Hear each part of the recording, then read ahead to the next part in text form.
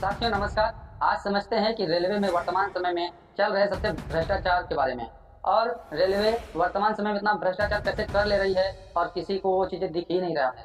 साथियों, नौकरी के चक्कर में नौकरी की उम्मीद लिए हमारे छात्र, हमारे स्टूडेंट भाई लगातार पढ़ाई कर रहे हैं और रेलवे वैकेंसी अलग अलग निकाल कर उनसे एक मोटी रकम वसूल रही है। हम सभी को लगता है कि एक वैकेंसी के लिए मैं 500 रुपये दे रहा हूँ, और यदि आप जोड़ेंगे तो रेलवे की 4 से 5 वैकेंसी अलग अलग कैटेगरी में आ गई है, जिससे एक व्यक्ति के पास से ही लगभग 2,000-2,500 रुपये सरकार के खाते में जा रहे हैं। वर्तमान में रेलवे किस प्रकार का प्लान बनाई है? ये विद्यार्थियों को सुविधा देने के लिए अलग अलग की है या पैसा वसूलने के लिए, ये कुछ नहीं समझ में आ रहा है, ना तो कोई समझाने वाला है। साथियों, आज हम बारीकी से समझेंगे कि रेलवे का प्रत्येक वर्ष जो वैकेंसी देने का प्लान है उससे किसको कितना फायदा है, छात्रों को फायदा है या जो रेलवे डिपार्टमेंट है उसको फायदा है।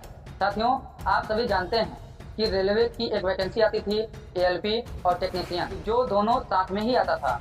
उसी प्रकार से रेलवे की एनटीपीसी की वैकेंसी आती थी जो साथ में ही आता था 10+2 लेवल का और ग्रेजुएशन लेवल का। लेकिन वर्तमान समय में आप लोग देख रहे हैं एएलपी को अलग कर दिया गया है, टेक्नीशियन को अलग कर दिया गया है। उसी प्रकार से एनटीपीसी के 10+2 लेवल और ग्रेजुएशन लेवल को अलग अलग कर दिया गया है।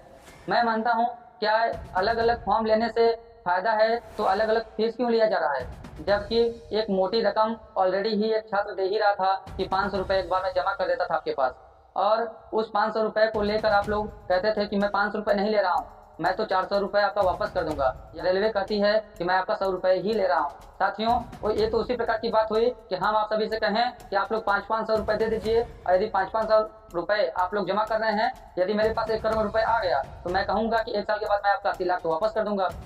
ये 80 लाख वापस करने की बात 1 साल की बात की बात है। 1 करोड़ से तो हम कितना कमा लेंगे?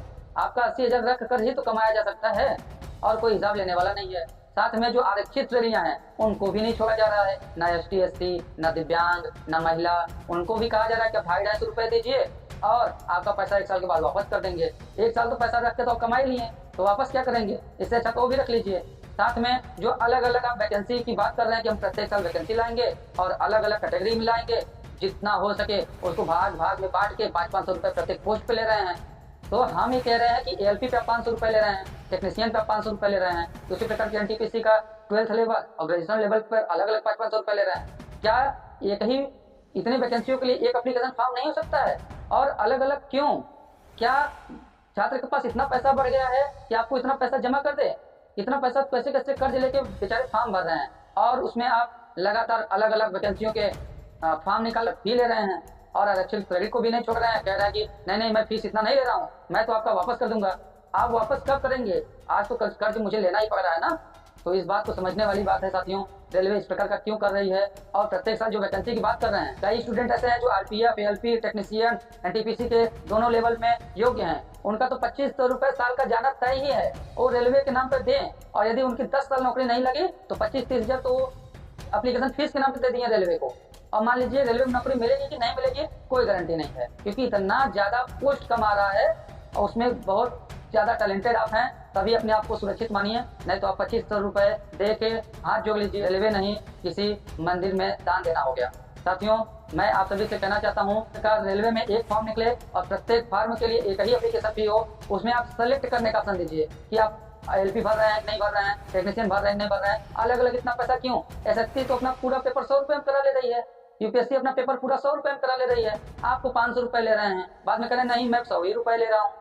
हम लोगों को फिर गुमराह कर रहे हैं, और प्रत्येक साल आप अलग अलग कैटेगरी फाई अलग अलग वैकेंसियों में पैसा ले रहे हैं। हमें इस प्रकार का रेलवे नहीं चाहिए, इस प्रकार की धांधली बंद होनी चाहिए। साथियों, ये वीडियो उस जिम्मेदार तक जरूर पहुंचाइएगा जो रेलवे के इस प्रक्रिया में सम्मिलित हैं, और मेरा ये फीडबैक है कि रेलवे हर साल वैकेंसी लाए, लेकिन फी एक हो, फॉर्म एक हो, और हम सभी का रेलवे एक हो। साथियों, वीडियो देखने के लिए धन्यवाद। मिलते हैं अगले वीडियो में, तब तक के लिए नमस्कार।